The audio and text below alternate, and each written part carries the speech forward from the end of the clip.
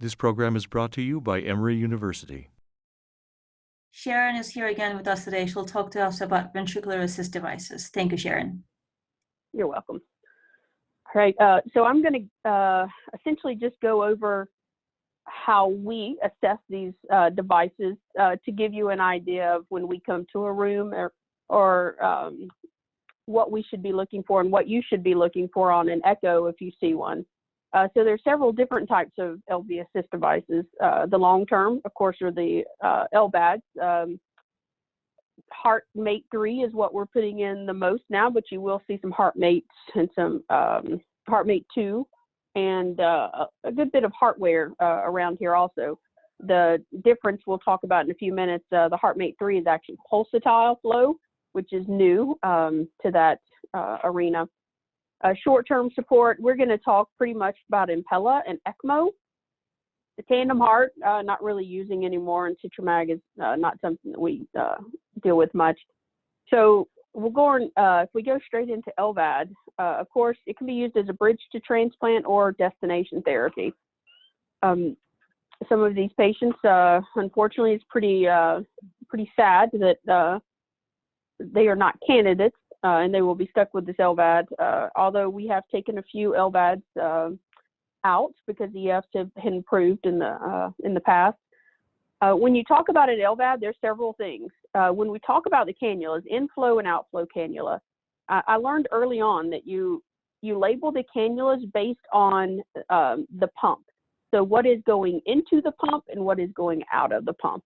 Okay, so from the LV into the pump is the inflow. And from the actual pump to the aorta is your outflow cannula. The HeartMate, the heartware is actually attached to the apex, so it's very difficult to examine any type of gradient in that aspect, and we'll look over a couple of those things. The HeartMate 2, this just gives you an example. The HeartMates are all outside the body or outside the heart, just the cannula attached to the apex. And you can see it sent to the motor and then sent all the way up to the ascending aorta. And you can see at the top images where the osmosis site is in that particular area. So when we look at from echo, we occasionally can see the inflow cannula, but most of the time through several different views, we can see the outflow. So subcostal view and the right sternal border for what we use. So we've got some examples of that shortly. The heartware is attached to the bottom of the heart. It creates a lot of artifact when we're scanning on echo due to the shadowing and the attenuation from the device itself. Apical windows with a patient with this type of device is fairly difficult. Essentially, we're below where this motor is at, and we're shooting the ultrasound beam. So anything around that device, we can't see very well.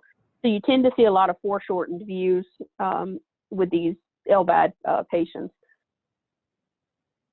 So what we're gonna go over, and I tend to always stick with the ASE guidelines. That's what we're governed by, and the ICAL is, it's our standard. So if you're interested, there is a 57-page article about left ventricular assist devices that covers a lot more than we're going to cover today, but it's a great read. What do we look at here at EUH in every LVAD study that we do? And then why do we look at them?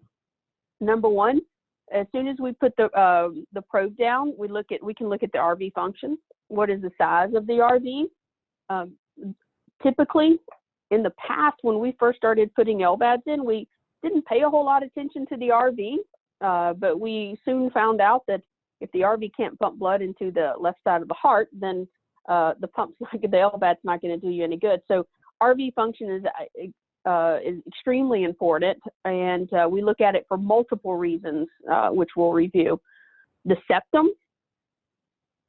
Which way is the septum shifting? All right, is it midline? Is it shifted into the LV or into the RV? So I'll talk to you about the terminology that we use, how it should be. Is it neutral, leftward shifted or rightward shifted.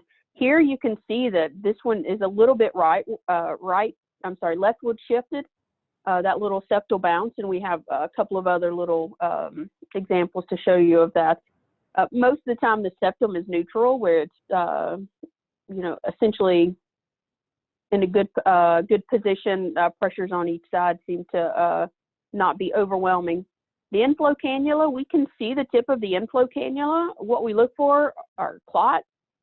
We turn our color flow on to make sure we don't see a whole lot of turbulence out down there, although we do get a little artifact with that. And we also look for the position of the cannula. Here the cannula seems to be angled a little bit down toward the posterior wall. However, there are some cannulas that point more up to the septum. And if that LV becomes too small, it can cause suction events. The septum will actually go into, the cannula will suck in that septal wall and cause some significant issues. But I've got some examples of how that happens, but we haven't seen a whole lot of that. But I'd like to say we have a great LVAD team that we really keep up with our patients. Left ventricular end diastolic measurement. We talked about this last week and why it's so important to measure in the same place every time. And when we start talking about ramp studies here in a few minutes, you're going to see how important it is to make sure that you're measuring. This posterior wall kind of takes a pretty big, dive south. And so when you talk about measuring, we're probably here just going to measure at the leaflet tip. That way we have a landmark and we measure at the exact same place every time. We use those measurements as we're looking at these patients for their follow-ups to see if they're having any issues, any backup, or if the actual speed needs to be adjusted. We look at the aortic valve. Is it open? Does it open at all? Maybe every third beat, every fourth beat. When they first started this, they didn't want the aortic valve opened at all, and occasionally they even would put some stitches in the aortic valve to close it. However, now they're realizing that it's probably good to allow that valve to open, even if it's every third beat, to allow some ejection. What you don't want is a whole lot of AI. If you have a whole lot of AI, essentially moderate to severe, the blood is going from the LV into the cannula, back up to the aorta, and then it's going back through the aortic valve into the LV again. So you're essentially making one large loop. What you want to do is mild MR is okay, or AI is okay, but anything that gets in the moderate to severe range, we usually will notify somebody pretty quickly. MR, do we have any leak on the mitral valve? Which a lot of our patients are those dilated cardiomyopathies that have functional MR in the first place. So the goal for the LVAD is to kind of reduce the size of that LV and bring the annulus together. So if that patient gets a little bit overloaded or the annulus starts pulling apart a little bit more, they do develop more MR. So we look at that and what is the left atrial side to make sure that things are not getting any worse.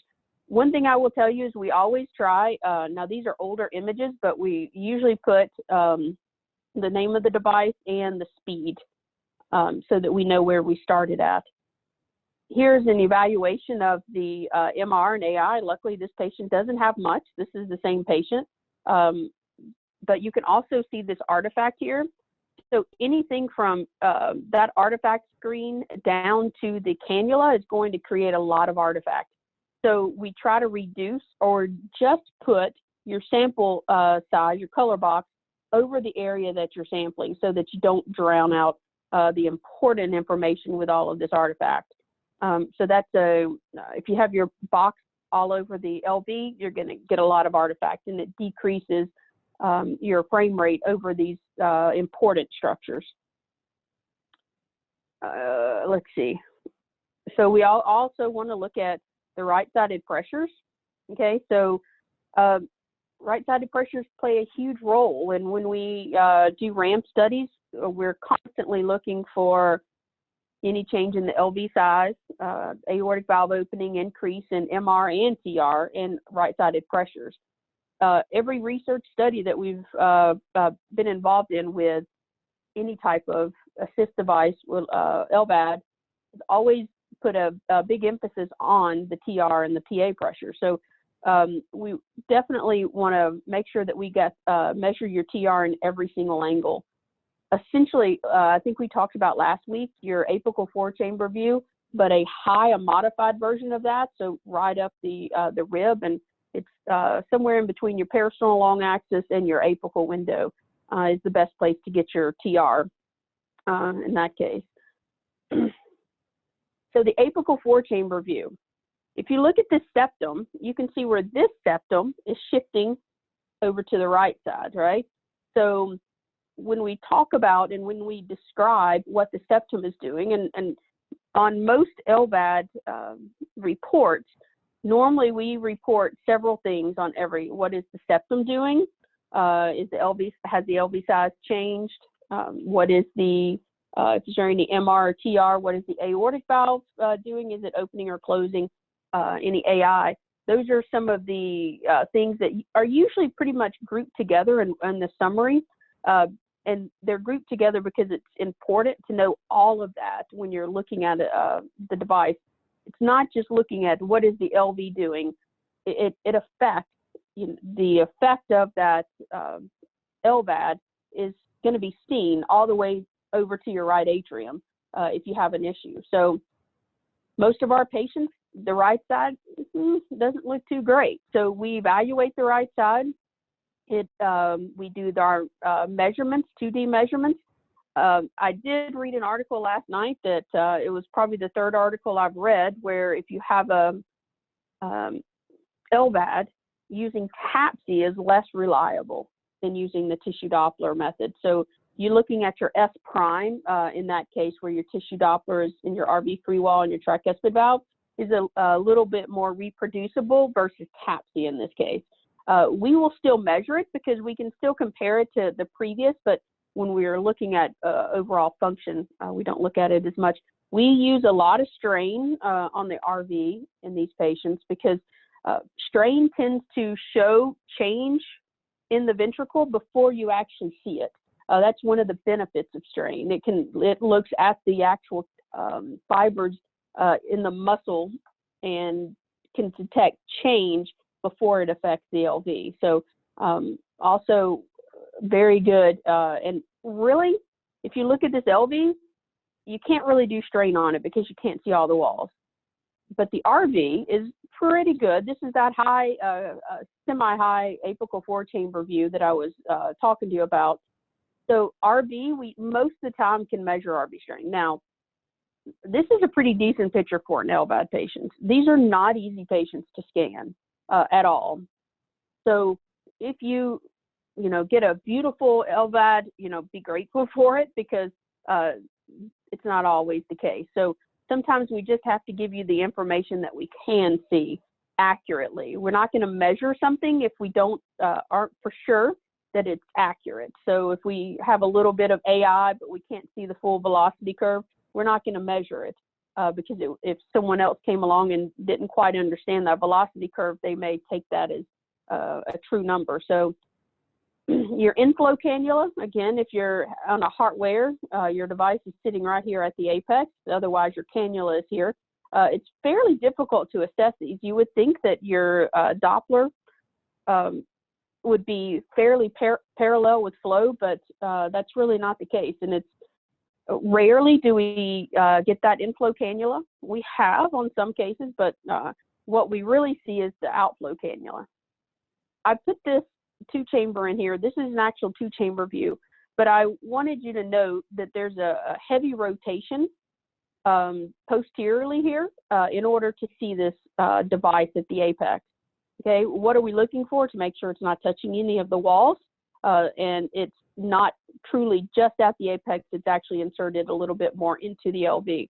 But they're not easy to find, so a true textbook 2-chamber view, you wouldn't see it. So when you are scanning these patients, you want to make sure that once you get those typical views that you angle your probe, anterior and posterior, you rotate it around, look at the apex good. The other reason you want to look at the apex good is to make sure you don't have any clots around this area. That has been something we've come across in the past also. So cannulas, all right? So here we have a cannula in the subcostal view. Now this was a tinted view, okay, because you can see that they're very hard to see.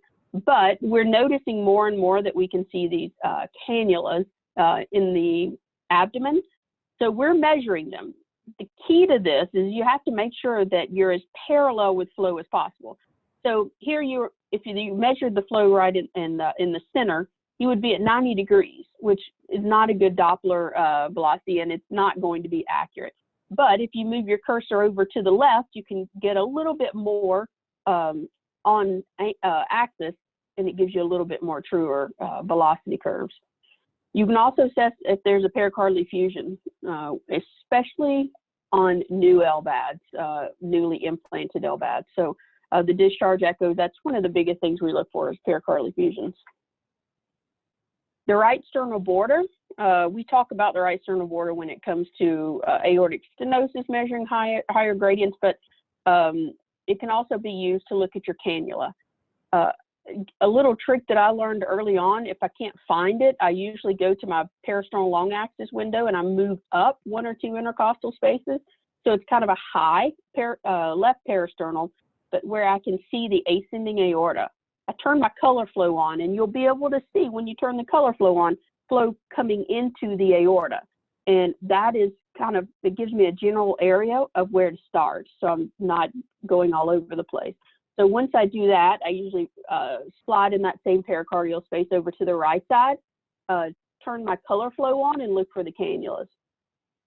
Here, you can see that our color scale stays above 50. We're not adjusting our color scale. If you adjusted it and you didn't see much flow in here to begin with, but then you moved your scale down to say 20, the problem is you're basically overestimating the amount of flow in this chamber. When we look at this color, it tells us a lot. We have very good flow here. And if you have a lot of turbulence, then it could indicate a stenosis nearby. Or if you have very low flow, it could indicate that you have stenosis a little bit lower down in the cannula. So make sure that you leave your scale the same, because it gives you a lot of information. When you're measuring, again, we're talking about Doppler angles, and you always want to be as parallel with Doppler flow as you can. The Doppler would come essentially out of the top of your pyramid here and go straight down. So you're not going to measure right down the center, but you will measure both sides and document those. Now, when you measure to your left side, you're going to get velocity curves that are above the baseline because it's coming up towards you. When you measure over to the right, you're going to get Doppler curves that are below the baseline because they're going away from you into the aorta. So it doesn't mean that it's wrong if you see them on both sides. It just depends on where you measure. That's why it's good to show the 2D with color before you show your Doppler curves, so we know where you're at with this. A ramp study. So there is a lot of conversation about ramp studies. We, in the past, when we first started, every time we did any type of study where we changed the speed of the device to measure, then we would call it a ramp study. However, there's a difference between a ramp study and a speed optimization study. Okay, speed optimization study does very small movements to optimize the actual device. So if you have AI, or if you want to see the aortic valve open, you make small changes until that happens. A ramp study is used when you suspect an abnormal pump function. Do you have suction events? Do you suspect that there's a clot in your drive lines? How we do it. This is one of the probably one of the best ramp studies we did, and fortunately, this patient ended up getting a new heart about a year ago, so we're excited for him. But if you look where we're measuring, again, so important to measure at the same location every time. It can be hard to remember where you measured before, but I usually just go back to my first image and make sure to remind myself. So here, when we're at a speed of 2840, we have an LVD of 6.9. We changed our settings and we ramped up, okay? We're ramping up, we're pulling a little bit more out of the LV up to 2920. You can see that there was a slight change down to 2.3. So that in itself tells you, and if you actually look at your LV, you can see the change. We take one more step forward, and usually on these devices, we only go up increments of 20. So here we're up at 2960, and you can see that the LVD is reduced down to 3.8, okay? And the function looks fairly good, which I'm gonna show you in a second. So the fact that we can increase the speed and create more suction and the LV gets smaller is a good indication that you probably don't have significant clotting or thrombus in that drive line. So this is what a good case would look like. And this is that same patient in the 2D. So you see the baseline and then the ramped up version 2960. So this is a good tool to use, but again, you're going to hear a lot of terminology. We tend to call them now. We do a lot of speed optimization studies. They are to make small incremental changes. Okay, a ramp study usually makes larger incremental changes to assess for any type of clot or pump function issue. Okay, so you're going to hear both of those. Sometimes us old school people have a hard time moving forward with terminology, and we'll call everything a ramp study, but that's not the case. So just a little bit about what you should look for on echo with the LVAD. So when we go into ECMO, I'll tell you a little bit from a sonographer standpoint, it's really difficult to image the cannulas on an ECMO. But with everything, when you go to the bedside, and if you can't see exactly what they're looking for, then explain what you do see. So explain the effect of ECMO on the heart, okay? Does it change your LV or RV size or function? Do you have any valvular regurgs that could change with a increasing size of the LV? What are your right atrial, your pulmonary artery pressures? So you're not going to physically see a whole lot with ECMO. However, you can tell a lot just by how the heart reacts to that ECMO. And that's what we look for. When we go do ECMO weans, what we look for is a change in the size and function of the heart. Most of the time it's to kind of wean the device down to see if the heart's going to be able to keep up. Now, most of the time when they do ECMO weans, they're looking at your CVP, your numbers up on with your SWAN. However, we also look at the size to make sure that your LV or your RV is not kind of ballooning out as this occurs. So again, the important thing I can tell you here is explain what you see. All right. Think about your connections and what those connections are supposed to do, and make sure that when you look at the heart, if it's supposed to pull blood out of one side into the other, make sure that you look at those sizes and you're not they're not proportionate to what you're looking for. So explain what you're looking at versus spending all this time looking for cannulas that are very difficult to see on ECMO. The different configurations in ECMO, V to V ECMO, which is venous. We use that with severe respiratory failure. Essentially, it's drawn from the central vein and back into the via central vein. The one that I'm going to show you in just a few minutes essentially pulls, it's one continuous tube that pulls blood from the IVC, the SVC, and then has a center device that pushes it back into the RA. So after it's oxygenated. So several different ways to put these in. The VA ECMO is for patients with cardiac dysfunction with or without respiratory failure. We see a little bit of everything, and up in the units, we see a little bit of combination of a lot of different assist devices. With the ECMO, you could add in an Impella or a balloon pump. There are just a bunch of different scenarios. 5E is absolutely superb at handling these patients, but they can be difficult when you're looking at them. I put this in here because essentially, how are we cannulating? I know Dr. Attia is doing a lot of good work with the ECMOs, and we've had a couple of cannulations that were a little different than we're used to seeing, but have panned out very well. So it just gives you an idea of where we put devices and so forth and what type of pressures they're looking for. So essentially, I use this slide for our sonographers. Desaturated blood is pulled out of the heart, and then it's put back into the heart via your ECMO, most of the time V to V, V to A. So you can kind of see where the access points are on some of these patients. So if you were to see a cannula, this is the subcostal view in the IVC. So most of the time with V to V or any type of ECMO, you're going to see, most of the time, they're going to be coming into the IVC, maybe SVC, but this is a good way to look at that. Do you have any clot around that device? I usually put a little color flow on it.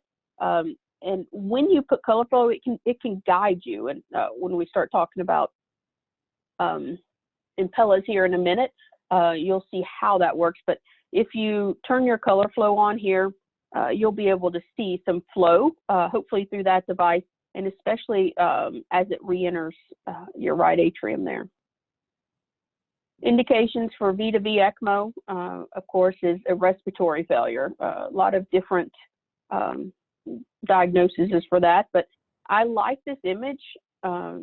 It's pretty clear cut. You can see the access that they take here to go in the SVC out the IVC, right? So IVC, SVC drain into this device, and the return flow orifice is right here in the center. So it has different types of flow through this one device. So this is a good way. If you're looking by echo and they're having some issues, again, if you just turn your color box on in the RA, look for where your color is coming out, and that gives you a good indication where the your return flow is going. So the SVC IVC view, if you're doing a subcostal window and you have your IVC open, if you simply just rotate counterclockwise slightly and angle a little bit more cephalad toward the head, then you should be able to bring that SVC in also, so you can see both. Indications for the VA ECMO, and we've seen a lot, unfortunately, we've seen a lot of this with our current situation that we're going through now, but it's sad. Even a lot of our flu patients have had damage to the left and right side of the heart, so have been put on V to A ECMO. But again, what are we looking for? We're just looking for changes in the heart, and what do we want to, and explaining what we see. The cannulas, again, Dr. Attia is very good. This is from 2017. He's pretty adventurous and will put access pretty much anywhere he can. So, and he's very good at it. So it's kind of hard to see. A lot of times when we go into a room as a sonographer, we look for where the access points are, and we try to notate that when we give our the report to the physician, so that they know whether we're where the connections are and how they can help us. But so some good information. But I guess the big thing with ECMO is, you know, there's two different types of V to V to V to A. Very difficult to see the cannulation, but the best thing you can do is to explain what you're seeing, because the reading physician is looking for something very specific. And we have learned that depending on your attending up in 5E or the fellow, everyone kind of looks at things a little bit differently, or want the echo for different reasons. So most of the time, if you're called in to do an echo on these patients and you're we ask, what are you specifically looking for, so that we can answer their question and give them the information they need. So, and we try to tell our leading physicians exactly what that is. The Impella device is the last one we're going to talk about. It is, it can be challenging for sonographers. There's 4 different devices. The largest, the 21 French LD, is surgically implanted. The others are percutaneous. You can pretty much tell the difference because of the pigtail.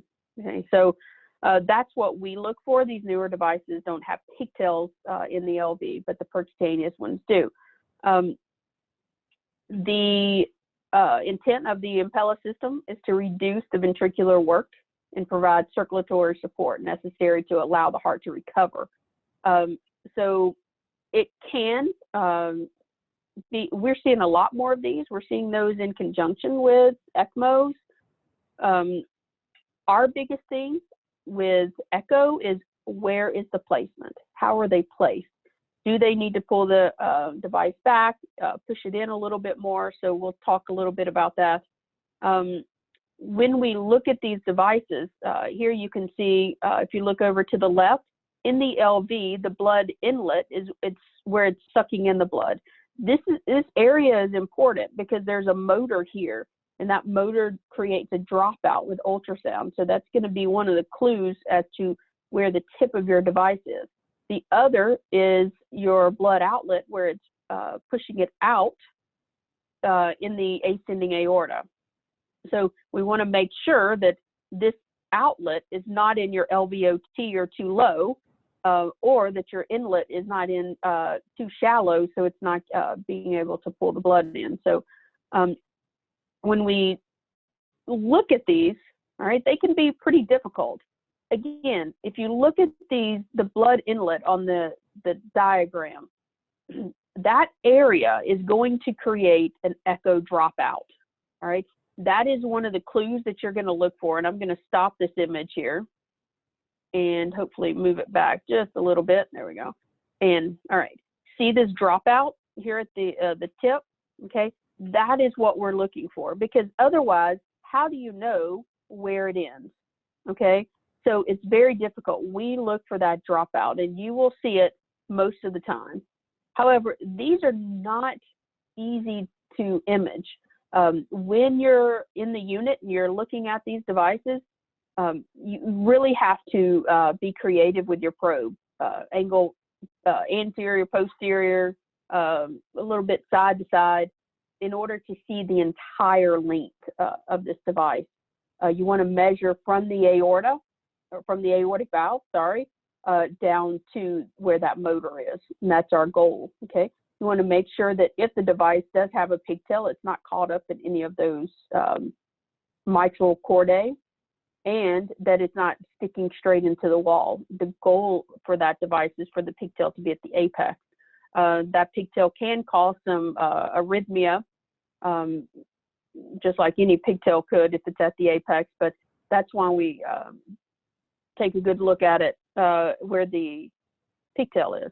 We had the Impella rep come and do a talk for all of us in the echo lab, and we asked him, you know, how easy is it for you to angle? Because if you look at even this device, you can see that it's essentially sitting on the mitral valve, and his response is that it's not very easy to reposition those. So at this point, as long as you don't have much MR, we'll just leave it. The thing is, once you turn your color box on, you're going to get a lot of artifact from this device, okay? So if you couldn't see where the tip of this device is, then I would put your color box over, just over that area, and turn it on, and then you will be able to see. The same with this, your graft in your aorta, right? So the outlet area, if you turn your color flow on, you'll be able to see how close it is to the aortic valve, or how far up into the aorta it goes. So those are the things you look for. If you can't get it on your peristernal window, which is not uncommon, go to other images to get the same thing. Go to your apicals. All right. With echo, there's always another way to look at something. You just have to change your approach a little bit. So think outside the box. Where else can you see? Of course, your apical 3 chamber essentially is your peristernal long axis view. Okay. You can see the aorta. And again, if you look over into this picture, let me freeze this on your right. We're going to see, if you look right, of course it's right, you can see this dropout at the tip. Well, let me just play it. It's going to be right here, and you'll see this shadowing effect. You see that? So that there is the dropout that you're looking for. So when you measure, you're going to measure from the aortic valve to that tip. All right. Same thing goes. This is the very same patient. But remember, in echo, you're looking 2D, so you're not looking 3D. So it could be that in the 4-chamber view, you don't see the tip quite as well of the device, but when you go to the apical 3, you see it much better. But remember, we're cutting the heart in different planes. So it could be that in the apical 4-chamber view, the device is coming towards you, and the reason you don't see the tip because it goes out of your plane. That's why you go to different images in order to make sure that you see everything and when you're trying to measure it. Again, look for that dropout when you look at for where you're going to measure. Turn your color flow box on, and you'll be able to see flow going directly into those cannulas. What happens when you have difficult images? It's not fun. And usually you guys, all the fellows are behind us going, seriously, can you not get a better picture than that? But this is what you get sometimes. And these are images that I took, and just to show you, they are tough. So how do you know what you're looking at? So if you look down in the subcostal view, right, our apical windows were not very good. This is a patient that had a MI and created a VSD. So the impella was placed. How do we know exactly where the impella ends and the pigtail begins? So if you look at this, this is kind of the trick I've used for years in the cath lab with percutaneous procedures. I look at the actual device. Here I have a double lumen, here is just single. So I would say that my device, since I have a little bit of dropout here, ends here, and then the pigtail starts. So when I would measure, so I look at the change in the actual shape of your device. Okay, so again, though, I don't make that just on that one assumption. I look at all the views to make sure that I can speak to that. If that device were to be taking a dive posterior and going outside of my image plane, then I won't see the tip properly, and I could improperly measure it. So look for the double lumen, look for the dropout, all right, of the device. That's where the tip is. Use your color flow on to help differentiate where you're at, and to make sure that you're not too deep or too shallow. And you also just want to make sure that you don't have any other issues with the LV, or the LV is not too small, not too large. Again, we're just going to explain what we see. But complicated stuff, it gets better once you do a couple of them and you get your confidence up a little bit. But even the seasoned sonographer sometimes has a hard time figuring out what we're looking at and where we're at. So we ask questions. So if you have any issues or questions, feel free to come to the echo lab, and we'll try to show you some examples of different things. So Oswald, that is it, 45 minutes. That was perfect. Any of you have any questions? It was very helpful. I'm just going to go ahead and add one more information here. As you know, let me share my screen with you guys. Okay, so I'm going to stop sharing. Yeah, the 5.5 impella has actually changed, and it doesn't have the pigtail tip anymore. So this is the 2.5, this is the CP, and this is 5.5. So can you guys hear this okay? Yes. So the 5.5 does not have the pigtail tip. So this has been a recent change in the design of the device. Since it doesn't have that pigtail tip, it needs to be deeper in the ventricle. So usually for 2.5 and CP, it needs to be about 3.5 below the aortic valve. And the 5.5, since it doesn't have the pigtail tip anymore, it needs to be about 5 centimeters below the aortic valve. And this has been a new change with the device. Well, that was very, very helpful, Sharon. Thank you very much. The preceding program is copyrighted by Emory University.